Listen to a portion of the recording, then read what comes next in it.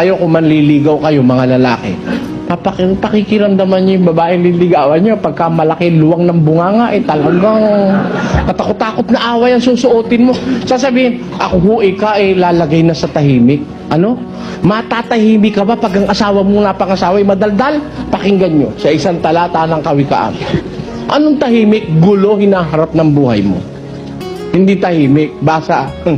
Ang laging tulo sa araw na maulan. Pag araw na umuulan, butas ang bubong, hindi tulo ng tulo.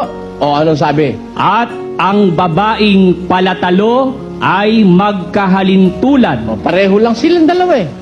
Kung paano nakakainis yung tulo ng tulo pag umuulan, hindi tulo ng tulo, natitilinsikan ka, nainis ka, sinahuran mo ngayon. Nung sahuran mo naman, di ka rin makatulog dahil tulo ng tulo. Tak, tak, tak, tak. Nung araw ho kasi may tulo yung bahay namin sinahuran.